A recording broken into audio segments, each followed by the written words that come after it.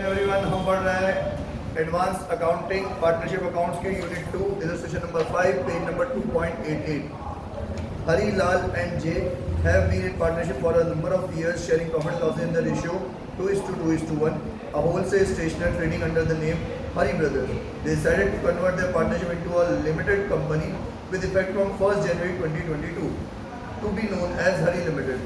Immediately prior to this conversion, the balance sheet of partnership as on 31st December 2021 was as follows. Capital account Hari Lal J. Current account Hari Lal J. Current liabilities debtors Dena Bank account. Long term liability loan Hari Loan Gopi Limited. Fixed assets में land and building, plant and machinery, motor vehicles. Current asset inventory debtors Axis Bank account. The term of conversion are that Hari Limited is to take over the assets and liability of Hari Brothers as follows. Land and building, plant and machinery, motor vehicle, inventory, debtors, creditors, goodwill. खत्म। तो देखो इस chart में page number 2.89 पे जो भी मैंने valuation का चार्ट पढ़ा है, कौन सी चीज़ कितने में वैल्यू कर लो, इसमें कंपेयर करते जाओ ऊपर वाली बैलेंस शीट से। तो असेट साइड में land and building, plant and machinery, motor vehicle तीनों ले लिए, इन्वेंट्री ले लिए, डेटर ले लिए, एक्सिस बैंक अकाउंट ले लिया। तो ऊपर बैलेंस शीट में जाओ, एक्सिस बैंक को क्रॉस मार दो, तो उन्होंने टेक ओवर नहीं किया। देन लाइबिलिटी साइड में सिर्फ क्रेडिटर्स को लिया, बाकी लोगों को क्रॉस मार दो, मतलब देना बैंक अकाउंट को क्रॉस मार दो, लोन हरी को क्रॉस मार दो, लोन गोपी लिमिटेड को क्रॉस मार दो, ठीक है। अब फिर उन्होंने नीचे एक और चीज ली, गुडविल, इसको स्टार मार्क कर लो। गुडविल भी लिए उन्होंने, परचेज कंसिडरेशन में क्या आएगी, काम आएगी, ठीक है। अब closing balance in Axis bank account is to be transferred to Dena bank account, ठीक है। एक्सिस बैंक का पॉजिटिव है, देना बैंक का नेगेटिव है, ट्रांसफर कर देंगे। All the before all the other dissolution entries are affected in the partnership ledger. सारे डिसोल्यूशन की एंट्री करो, उससे पहले ट्रांसफर कर देना, ठीक है sir. Lal took over one of the motor vehicle at an agreed amount of 2000। Lal एक मोटर व्हीकल ले गया 2000, बाकी की मोटर व्हीकल तो देना लिमिटेड ले गया। All other liabilities were paid from देना बैंक लिमिटेड। बाकी की जो लाइबिलिटी है वो देना बैंक लिमिटेड से हमने पे ऑफ कर दी। तो बाकी की लाइबिलिटी जरा समझना, देना बैंक लिमिटेड अपने आप में क्या है, नेगेटिव है, और लाइबिलिटी पे करेंगे और क्या हो जाएगा, ये नेगेटिव हो जाएगा, ठीक है, कर देंगे, कोई इशू नहीं है। तो अब लाइबिलिटी बची क्या, लाइबिलिटी साइड में आओ, कैपिटल अकाउंट और करंट अकाउंट को छोड़ दूं मैं, तो करंट लाइबिलिटीज में क्रेडिटर्स तो वो लोग टेक ओवर कर रहे हैं, है ना। देना बैंक तो इटसेल्फ हमें इससे तो पे करना है। अब बचे कौन, loan Hari and loan Gopi limited, 7000 और 3000, 10000। तो देखो देना बैंक का अमाउंट यही समझ लो, देना बैंक का अमाउंट नेगेटिव में कितना था, 20, 10 और पे कर देंगे तो कितना हो जाएगा, नेगेटिव 30, और वो एक्सिस बैंक इसमें ट्रांसफर हो जाएगा। 30 में से 5 आ जाएंगे हमारे पास, कितने बचे, 25। तो अब देना बैंक के आगे साइड में 25,000 रुपये लिख दो आप क्वेश्चन, जो ये लोग टेक ओवर भी नहीं कर रहे और लाइबिलिटी की, और स्टार मार्क कर लो। इसका एक बहुत गहरा इम्पैक्ट आएगा क्वेश्चन। क्यों आएगा, क्योंकि ये लोग टेक ओवर नहीं कर रहे। अगर कर रहे होते तो बहुत सिंपल होता है क्वेश्चन, ठीक है। आगे बढ़ते हैं अपन, और क्या एडजस्टमेंट कह रहा है। The purchase considers discharge by an issue at par of 60,000 10% debentures fully paid to the partners in their capital account proportion as shown in the above balance sheet. Underline करो अबव बैलेंस शीट कि 60,000 के तो debenture दे दूंगा, तो कैसे दूंगा, उसी proportion में जो अभी ऊपर वाला उनका कैपिटल है, मतलब फिक्स कैपिटल में जो कैपिटल अकाउंट है उसके रेशियो में 60,000 को दे दूंगा, plus equity shares in Hari limited of 1 each fully paid up to make up the balance due to each partner. Underline कर लो, to make up the balance due to each partner, मतलब Hari limited कितने पैसे देगी ये बताया नहीं, आप कैलकुलेट कर लो क्या चीज़ उन्होंने कितने में टेक ओवर करी है, उसके बाद 60,000 के उनके डिवेंचर्स दे दो, और 60,000 के डिवेंचर्स देने के बाद जो बच जाए उसके इक्विटी शेयर्स दे दो, ठीक है। कितने इक्विटी शेयर्स देंगे, अरे भाई जो भी पार्टनर्स का क्लोजिंग कैपिटल निकलेगा उस क्लोजिंग कैपिटल में 7,000 के तो डिवेंचर मिल जाएंगे ना तुमको, और अब जो ये डिवेंचर मिल रहे हैं वो तुम्हारे ओपनिंग कैपिटल के बेसिस पे मिल रहे हैं। तो हर पार्टनर का जो बैलेंस रह जाएगा ना उसको उतने उतने क्या मिल जाएंगे, इक्विटी शेयर्स मिल जाएंगे। समझ में आया कि नहीं, सबको समझ में आ रहा है, ठीक है। Next, you are required to prepare realization account, partners capital account, bank account of Axis Bank and Dena Bank in the books of Hari Limited, business purchase account and Hari Brothers account in Hari Limited account, ठीक है। अब देखो इस पूरे question का सार बता देता हूँ मैं, प्रॉब्लम क्या है इस पूरे क्वेश्चन। इस क्वेश्चन में सारी चीजें टेक ओवर नहीं करी गई, मैक्सिमम चीजें टेक ओवर कर दी गई। बाकी के लिए उसने क्या बोला कि भाई साहब ये जो आपका नेगेटिव बैंक है ना इससे पे कर लो, हमने उसका हिसाब लगा लिया, उसमें 25,000 रुपये लिया, नेगेटिव 25,000 रुपये, पॉजिटिव रह जाते तो प्रॉब्लम ही नहीं। क्यों? क्योंकि यार ये जो बैंक का बैलेंस है वो लोग टेक ओवर तो कर नहीं रहे, पॉजिटिव बैलेंस है, बांट दो पार्टनर्स में, है क्या नहीं। लेकिन ये तो नेगेटिव बैलेंस है, नेगेटिव बैलेंस है तो पार्टनर्स को और पैसे लेके आने पड़ेंगे, क्योंकि सारे एसेट्स तो तुम ले गए, हमारे पास जो बची हुई एक लायबिलिटी, तो इसको हम पे ऑफ कैसे करेंगे? तो इसको पे ऑफ करने का रास्ता ढूंढो, सीख लो तुम। इसको पे ऑफ कैसे करेंगे कि हमें जितने आपसे पैसे लेने हैं ना उसमें से कितना पैसा काट के हमें देना। एग्जाम्पल देता हूँ कि मैंने जो असेट्स एंड लायबिलिटीज़ की वैल्यूएशन तुम्हें बताई, इसके अकॉर्डिंगली मान लो कि मुझे तुमसे 2.5 लाख रुपये लेने हैं। अब 2.5 लाख रुपये मैं तुमसे लूँगा इक्विटी शेयर्स के अगेंस्ट में, इक्विटी शेयर्स ले लूँगा ना मैं तुमसे 2.5 लाख के डिवेंचर इक्विटी शेयर, तो ये 25,000 बैंक वालों को कैसे दूँगा? तो एक काम करो, तुम तो मुझे 2.5 लाख में से 25,000 तो ये बैंक उठा लो तुम मेरा, इसको तुम तुम्हारे ब्याह पे पे करते रहना। तुमने टेक ओवर तो नहीं किया ना, मेरे हिसाब में से ही काट रहे हो ना। मेरा हिसाब कितने का बना? 2.5 लाख का, उसमें 25,000 रुपये तुम इनको दे दो, मेरे को कितने दे दो? 2,25,000 रुपये। समझ में आया कि नहीं आया? कंसेप्ट समझ में आ रहा है? एक बार और बोलो, एक बार और बोलो। देखो क्या हुआ कि मेरे जितने भी एसेट्स थे सब आपने ले, जो लायबिलिटीज थी वो भी आपने ले, पर एक लायबिलिटी मेरी ले गई कितने की? 25,000। ठीक है, आपने इन सारे एसेट्स को रिवैल्यू कर दी, इसको भी रिवैल्यू कर दी, तो दिस माइनस दिस, तो मेरा कुछ अमाउंट बनता है जो मुझे आपसे लेना है, कितना बनता है? 2.5 लाख रुपए। अब आपको ये बात समझनी है, देखो उन्होंने टेक ओवर तो यही दोनों चीज करी, जिसके अगेंस्ट में मुझे कितना लेना है? 2.5 लाख रुपए। अब आप कह रहे हो कि 2.5 लाख के हम तुम्हें क्या दे देंगे? इक्विटी शेयर दे देंगे, डिवेंचर दे देंगे। मैं कहूँगा भाई साहब आप इक्विटी शेयर डिवेंचर दे दोगे तो क्या मैं उसको मार्केट में बेचने जाऊँ, पैसे लूँ, फिर इनको पैसे दूँ क्या? एक काम करो ना, आप 2.5 लाख रुपए में से 25,000 रुपये काट दो और आप ये 25,000 रुपये इसको दे देना, इसको दे देना, पर हमें कितने पैसे देंगे? 2,25,000। समझ में आया कि नहीं? ये कंसेप्ट समझ में आया?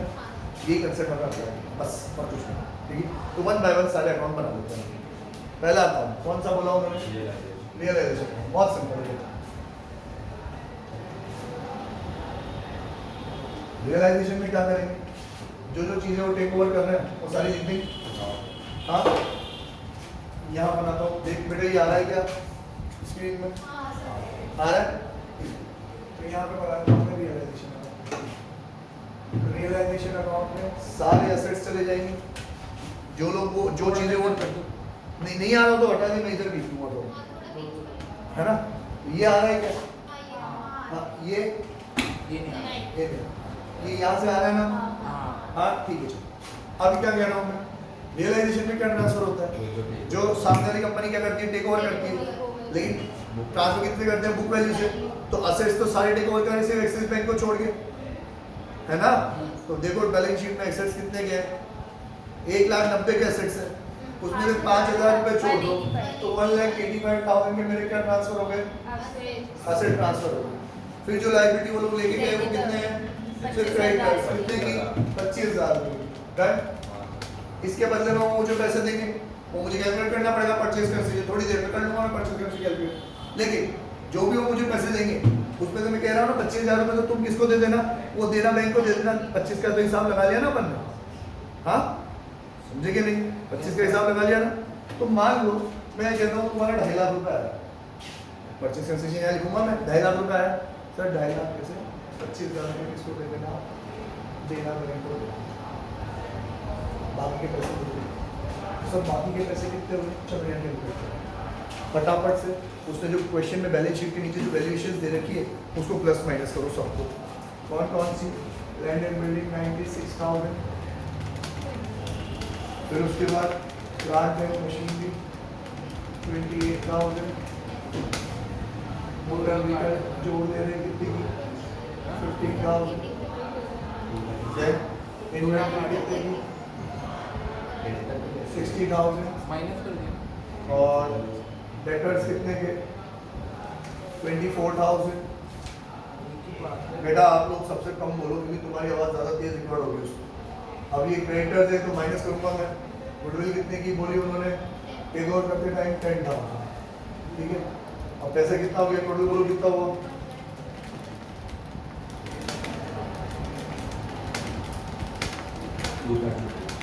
2,33,000। 2,33,000 में से माइनस कर दूंगा क्रेडिटर कितने के लिए, वो 25,000 के कितने बचे बेटा? 2,08,000। अब इस 2,08,000 ये बनता है मेरा परचेज कंसीडर, समझ लो भाई, ये क्या बनता है मेरा परचेज कंसीडर, मुझे आपसे लेना है। लेकिन इस 2,08,000 में से मैं क्या कह रहा हूँ, 25,000 तो किसको दे देना, तो देना बैंक को दे देना, तो माइनस कर दो देना बैंक। कितना बचा बेटा? 183 बचा ना, तो 1,83,000 मुझे आपसे लेना है। और ये कैसे लूंगा? 60,000 के तो आप दे दोगे मुझे डिवेंचर्स, और रिमेनिंग 1,23,000 के दे दोगे आप मुझे इक्विटी शेयर। समझ में आया? तो 1,83,000 क्या नाम क्या है इसका? हरी लिमिटेड 1,83,000।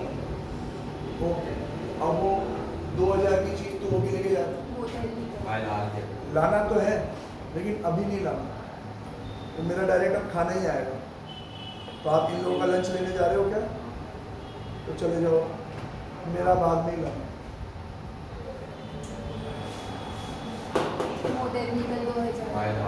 हाँ वो ले गया ना मोटर व्हीकल, कितने की? 2,000 रुपए की। तो लाल का कैपिटल तो हो जाएगा डेबिट और रियलाइजेशन हो जाएगा क्रेडिट। तो हम यहाँ लिखेंगे बाय लाल कैपिटल लगाओ कितना? 2,000 रुपये। और कोई चीज? अब देखो बैलेंस शीट क्लोज हुई क्या? मेरे सारे एसेट्स ट्रांसफर हो गए, एक्सिस बैंक कहाँ चला गया? देना बैंक में चला गया। लायबिलिटीज में क्रेडिटर ट्रांसफर हो गए, और हरी और गोपी को हमने देना बैंक से पे करके 25,000 रुपये देना बैंक के नेट लिख दिए हैं, ठीक है। अभी अपन बैंक अकाउंट भी बनाएंगे तो उसमें समझ में आ जाएगा सारी पिक्चर। अब बताओ प्रॉफिट हुआ कि लॉस हुआ, कितना हुआ? 50,000 का प्रॉफिट आ रहा है तुम्हारा यहाँ पे। इनके पार्टनर्स कौन कौन है भाई साहब? पार्टनर के नाम बोलो। हरी, लाल और जय। क्या रेशियो इनका? 2:2:2 20,000 20,000 10,000। सिंपल है तो। ओके, ये लो भाई सब, ये कंप्लीट हो गया मेरा रियलाइजेशन अकाउंट, ठीक है। अब पार्टनर्स कैपिटल अकाउंट बना देते हैं।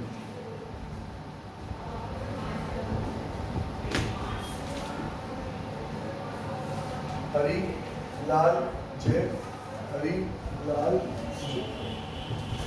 सबसे पहले इनके कैपिटल अकाउंट बोलो कितने हैं? 70,000 30,000 और 20,000। 30,000 और 20,000। फिर ये करंट अकाउंट बीसी में ट्रांसफर कर दो, कितने हैं? 7, 5 और 3 7,000 5,000 और 3,000। और क्या ट्रांसफर करो? रियलाइजेशन का प्रॉफिट, ये तो है बैलेंस, ये है करंट अकाउंट और ये है रियलाइजेशन। 20,000 20,000 और 10,000, ठीक है।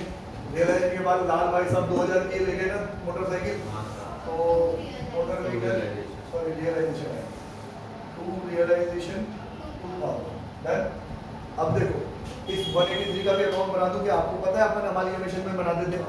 हाँ, पहले परचेज कंसीडर ड्यू करते थे, फिर परचेज कंसीडर के केस में क्या क्या आता था लिखते थे अपन, याद है? हाँ, तो इस 183 का दो तरीके से पेमेंट आ रहा है।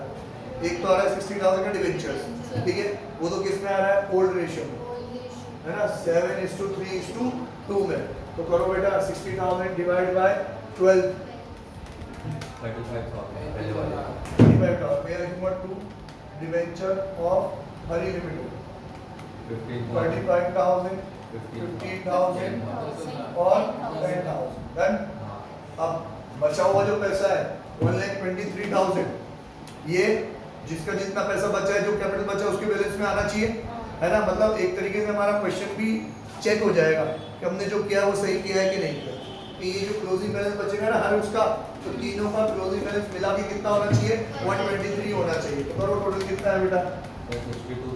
यहाँ तो आ रहा है 97,000, यहाँ आ रहा है आपका 55 और ये वाला है आपका 33। अब लगाओ हिसाब, 33 में से 10 गया 23,000 और 55 में से 15 गया 40 38,000। और 97 में 35 है 62। जरा करना तीनों को plus 2 equity share in H limited 123 आ रहा है क्या बेटा इनकी मतलब 1 2 3 सही है मतलब 97 55 और 33 कंप्लीट। अब वो कह रहा है क्वेश्चन की रिक्वायरमेंट देखो, क्वेश्चन की रिक्वायरमेंट क्या क्या पूछ रहा है हमसे वो रियलाइजेशन बना दिया, पार्टनर कैपिटल बना दिया, bank account of axis bank and देना बैंक। नीचे तो नहीं लिखूंगा मैं क्योंकि शायद लिखेगा नहीं क्या बना। सबसे पहले बैंक अकाउंट बनाता हूँ, शायद बुक में उसने कॉलम में बना रखा है और मैं कॉलम में मैंने बनाऊंगा, मैं तो सिंपल वाला बनाऊंगा। लाइन से थोड़ा सा ये आ रहा है ये यहाँ पे क्या आ रहा है थोड़ा सा इतना सा आगे बढ़ लो। हाँ ये हाँ बस और थोड़ा सा और ले लो थोड़ा बस।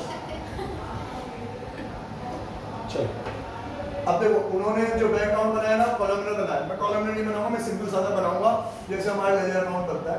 पहले बनाऊंगा एक्सेस क्योंकि उसको तो मुझे क्या करना है ट्रांसफर करना है। बैंक अकाउंट है तो डेबिट बैलेंस है उसका क्योंकि एसेट साइड पे है टू बैलेंस नॉट डाउन कितना 5000 और इसको यहाँ पे लिख दूंगा बाय कहाँ पे जा रहा है ये देना बैंक पे जा रहा है कितना 5000। ये तो हो गया कैंसल। अब क्या बचा बेटा अब बचा मेरा देना बैंक और देना बैंक से तो बहुत सारे कार्यक्रम हो रहा है। देना बैंक का बैलेंस है लायबिलिटी साइड तो बाय बैलेंस ब्रॉट डाउन 20,000 और किसमें चल के आ गई ये एक्सिस बैंक से टू एक्सिस बैंक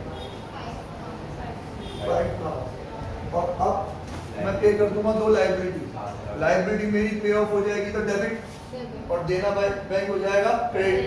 तो देना बैंक की क्रेडिट साइड में लिखूंगा कौन कौन सी चीज है बेटा बाय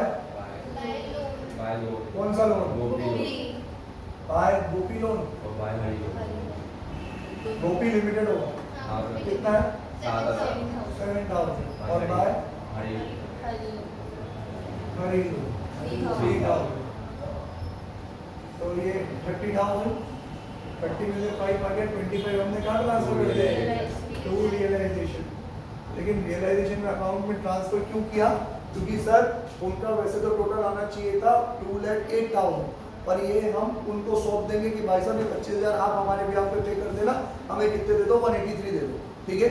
जो भी है बस यही इंपॉर्टेंट है पूरे क्वेश्चन में, बाकी तो पूरा हमारे क्वेश्चन जैसा लघु क्वेश्चन है बस जो इंपॉर्टेंट है ये कि ये 25,000 का क्या हुआ क्योंकि देखो हमारे पास तो कोई पैसे बचे नहीं देने के लिए तो हमने उनको सौंप दिए कि आप दे देना हमारे हिसाब में से कट कर लेना ठीक है। और क्या बनाना है बेटा उन भाई साहब का बिजनेस परचेज अकाउंट बनाना है। ये बिजनेस परचेज अकाउंट देखो कैसे बनेगा कि जैसा हमारा रियलाइजेशन अकाउंट है ना हम हमारी सारी चीजें उनको बेच रहे हैं तो हमारे लिए माई बाप अकाउंट कौन है बिजनेस परचेज अकाउंट। तो उनके लिए भी बिजनेस परचेज अकाउंट एक रिप्रेजेंटेटिव अकाउंट है जिसमें वो सामने वाली चीजों को जो भी खरीद के ला रहे हैं उसको राइट ऑफ कहां से करेंगे बिजनेस परचेज से ठीक है। तो जितनी भी एसेट्स उनके पास आएंगे तो पहले एंट्री करेंगे एसेट्स आए ना उनके पास debit assets account debit to business purchase ठीक है। तो यहाँ पे अपन लिखेंगे ये business purchase account by assets सारे उनकी वैल्यू बताओ कितनी है अगर मैंने टोटल करा ना कितना है 2,33,000 बेटा वो तो लाइन से लिखेंगे सारी चीजों को है ना वो तो लाइन से लिखेंगे सारी चीजों को। मैं एक साथ लिख देता हूँ 2,33,000 और लायबिलिटी साइड में उनका क्या आ जाएगा क्रेडिटर्स 25,000 डन। तो ये रहा सर 230 में 25 का 2,08,000। अब 2,08,000 में उन्होंने देना बैंक को भी तो पैसे दिए ना कि नहीं तो बाय देना टू देना बैंक 25,000 और मुझे कितने दिए 183 लेकिन 183 कैसे दिए डिवेंचर के 60 और इक्विटी शेयर के 123 तो यहाँ लिखूंगा 2 डिवेंचर 60,000 2 इक्विटी शेयर कैपिटल। जरा देखना उन्होंने अलग अलग बताया कि किसको कितने दी एक साथ ही बताया हो गया 2,33,000 2,33,000 और कौन सा अकाउंट बनाना है उनको हरी ब्रदर का अकाउंट बनाना है तो फिर तो उन्होंने पूरा हरी ब्रदर अकाउंट में डाल दिया हुआ है हाँ पहले इन्होंने हरी अकाउंट बनाया हुआ हरी ब्रदर अकाउंट बनाया फिर हरी ब्रदर में यहाँ लाके उनको पेमेंट कर दिया होगा और वो अलग अलग क्या हो किसको कितना दे रहे हो, बस हो जाएगा ना फिर तो। जयराम जी की कर दो उसको। उसमें भी इन्होंने क्या बेवकूफ नहीं कर रखे, किस पार्टनर को कितना कितना दिया ये थोड़ी ब्रेकअप दे रखा है, बस ये यहाँ से 1-2 लाख 8 टाउन उठा के यहाँ लाए और ये 2 एंट्री या नीचे कर दी उन्होंने, तो इतना ही तो फर्क किया है, चलेगा। अब कौन सा है, illustration number 6। Oh my God,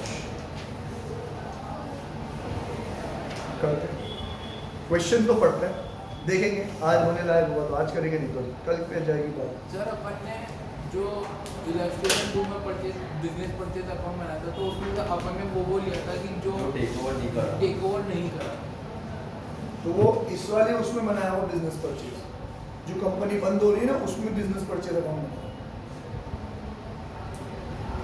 ठीक है, कि उनसे पैसे लेके जो जो टेक ओवर नहीं किया ना उसको पैसे दे रहे होंगे अपन, है ना, तो वो इस वाली कंपनी में था, ठीक है। देखो ये हर क्वेश्चन का पैटर्न अपने आप में डिफरेंट है और इसमें हर कैटेगरी का एक ही क्वेश्चन ले रखा है, तो आपको हर क्वेश्चन को अलग से प्रैक्टिस करके जाना पड़ेगा, क्वेश्चन का पैटर्न समझना पड़ेगा, एनालाइज करना पड़ेगा उसमें। A and B were carrying on business sharing profit and losses equally. The firm's balance sheet as at 31st December 2021 was sundry creditors, bank overdraft, capital A and B, stock, machinery, debtors, joint life policy, leasehold premises, profit and loss account और drawings account। Star mark कर लो profit and loss account पे और drawings account पे, ये दोनों capital account में जाके right of हो जाएंगे। The business was carried on till 30 June 2022, ये पनौती आ गई, अंडरलाइन करके स्टार मार्क कर दो। 6 महीने का कैलकुलेशन अलग से करना पड़ेगा, कमीने दो, यही मेरे को खार पट्टी आती है। पिछले वाला क्वेश्चन हमें पता है इजी क्यों लगा, जिस दिन ट्रांसफर हो रहा था उसी दिन एक को बंद करो दूसरी को स्टार्ट करो, बहुत सिंपल था, ये नाटक करते हैं साले। The partners withdrew in equal amount half the amount of profit made during the period of 6 months after charging depreciation at the rate 10% on machinery and after writing of 5% on lease hold premises. Star mark कर दो, पूरे को bracket में mark कर दो कि partner ने क्या करा, जितना प्रॉफिट है ना उतना उसका आधा घर ले गए। प्रॉफिट कहाँ से आया, ये सारी चीज़ें माइनस करने के बाद जो प्रॉफिट लगा। In the half year sundry creditors were reduced by 10,000 and bank overdraft by 15,000। ये क्रेडिटर में इतना कम हो गया, बैंक ओवरड्राफ्ट में इतना कम हो गया। On 30 June 2022 stock was valued at, 6 महीने बिजनेस चला ना, तो 6 महीने बाद ये असेट्स की फिगर्स हैं। Stock 75, debtors 60, joint life policy has been surrendered for 9,000 before 30 June 2022 and other items remain the same. अब पता है इसने ये सारी बातें लिखी है, इसका मतलब वो जो 6 महीने के अंदर प्रॉफिट हुआ ना वो उसने बताया नहीं होगा। वो क्या कह रहा है, देख मैंने तेरे को ओपनिंग बैलेंस शीट दे दी और क्लोजिंग के 30 जून के सारे आइटम्स का बैलेंसेस दे दी, तो डिफरेंस पता लगा ले, क्या बढ़ा क्या कम हुआ, क्या बढ़ा क्या कम हुआ। जो बढ़ा वो प्रॉफिट है, जो कम हुआ वो तेरा लॉस है, तो नेट तेरा क्या आ जाएगा, प्रॉफिट आ जाएगा, ठीक है। On 30 June the firm sold the business to limited company, firm ने अपना बिजनेस किसको सेल कर दिया, limited company. The value of goodwill was fixed at 1 lakh, ये मजा आ गया। The rest of the asset were valued on the basis of balance sheet, तो जो आप 30 जून को बैलेंस शीट बनाओगे ना, बाकी के सारे एसेट उसी पे ले लिए। The company paid the purchase consideration equity share of 10 each, उन्होंने इक्विटी शेयर दे दिया भैया। You are required to prepare balance sheet of firm as on 30 June, पहले तो 30 जून को बैलेंस शीट बना दो फर्म की, ठीक है। फिर partners capital account showing the final settlement between them, और फिर पार्टनर्स कैपिटल अकाउंट बनाओ। तो दो ही चीज़ बनाने को बोलिए, लेकिन कैलकुलेशन में बहुत सारी चीज़ें कैलकुलेट हो जाएंगी। प्रॉफिट कैलकुलेट कर लेते हैं हम। प्रॉफिट कैलकुलेट कर लिया ना, बाकी सारी चीज़ें अपने आप ही हो जाएंगी। तो देखो प्रॉफिट कैलकुलेट करने के लिए आपको 30 जून की बैलेंस शीट बनानी पड़ेगी। क्वेश्चन में सबसे पहले 30 जून की बैलेंस शीट दे रखी है ना, इसको अपन पुरानी वाली बैलेंस शीट से कंपेयर करते जाते हैं और क्वेश्चन में देखते जाते हैं। सबसे पहले दे रखा है स्टॉक का नया अमाउंट दे रखा है उसने 75,000, तो नई बैलेंस शीट में टिक कर लो उसको। पुरानी बैलेंस शीट को देखते जाओ, उसका नया अमाउंट क्वेश्चन में ढूंढते जाओ और उसको सोल्यूशन में टिक करते जाओ, ठीक है। फिर पुरानी बैलेंस शीट में नेक्स्ट आइटम कितना है, 1,50,000। देखो क्वेश्चन में देखो मशीनरी के बारे में कुछ लिखा हुआ है क्या, डेप्रिशिएट करना है कितना परसेंट, 10% पर एनम, तो 5% ही होगा 6 महीने के लिए। तो तो 1,50,000 का 5% कितना होगा 7,500 माइनस करो तो देखो 1,4500 आ रहा होगा आ रहा है। नेक्स्ट देखो डेटर्स की रिवाइज वैल्यू दे रखी है 60,000 टिक कर लो। नेक्स्ट क्या है जॉइंट लाइफ पॉलिसी। सर ये तो वो सरेंडर कर चुका है ड्यूरिंग 6 मंथ्स वो सरेंडर कर चुका है तो ये क्लोजिंग बैलेंस शीट में तो आएगी ठीक है छोड़ो इसको। फिर अगला आइटम क्या है lease hold premises. The other item remain the same बोला है उसने नहीं इसमें भी लीज होल्ड प्रीमाइसेस में 5% एप्रिशिएट है तो करो भाई 5% पूरा पूरा ही माइनस कर दो क्योंकि उसके आगे परसेंट पर एनम नहीं लिखा होगा है ना।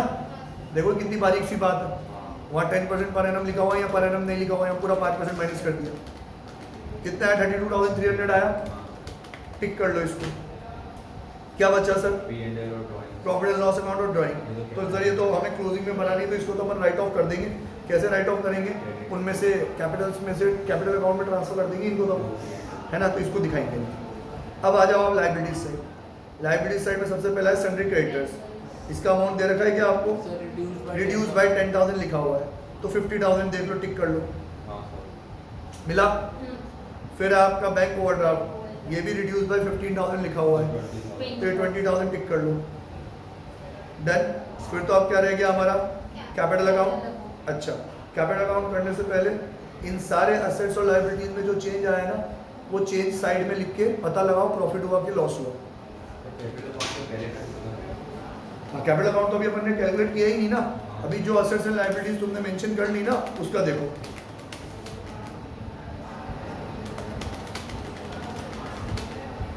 तो लॉस है 13,200 नहीं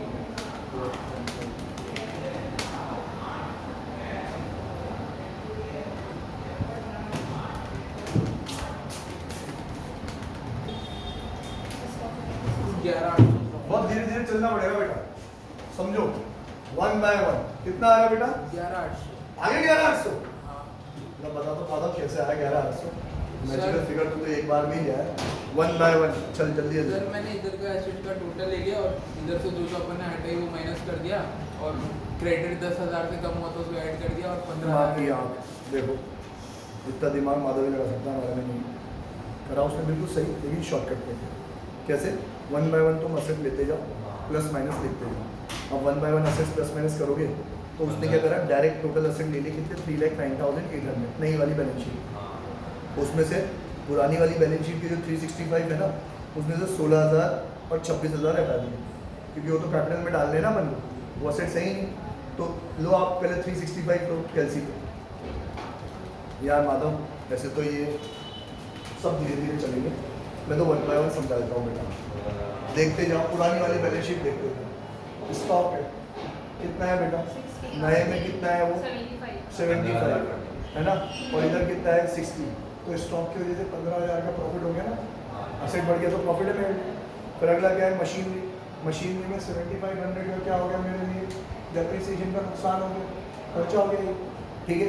फिर अगला क्या है जॉइंट लाइफ यही है तो ये भी जॉइंट लाइफ पॉलिसी JLP ये भी 9,000 का असेट कम हो गया मेरे। फिर उसके बाद है लीज होल्ड प्रीमाइसेस इसमें भी लीज होल्ड प्रीमाइसेस में आपका डेप्रिसिएशन लग जाएगा कितने का 1,700 का माइनस हो जाएगा ठीक है। डेटर्स है मेरा 70 से कितना हो गया डेटर्स 60 तो 10,000 का मेरा इसमें नुकसान हो गया minus 10,000 then lease hold premises बस ये तो असेट्स ही हो गए।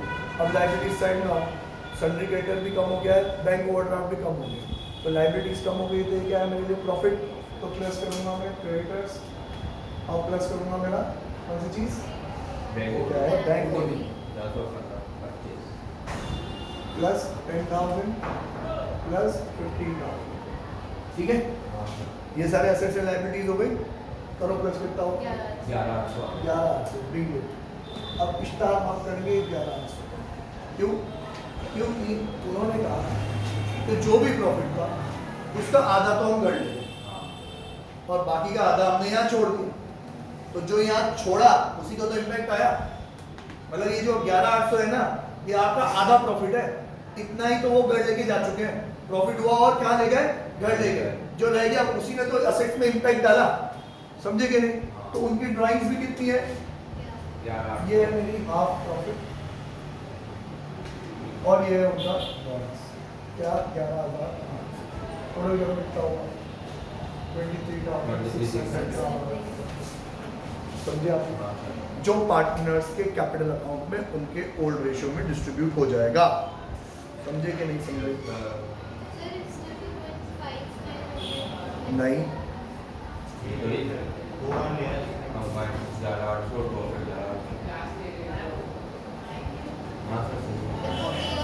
ए और बी का अलग अलग है। हम तो कैपिटल अकाउंट कॉलमनर फॉर्म में जैसे बनाते हैं वैसे बनाएंगे, उसमें प्रॉपर सब कुछ दिखा रखा होगा। ठीक है, तो बेटा ये 23,600 आ गया ना। अब आपका होमवर्क क्या है? कैपिटल अकाउंट बनाना।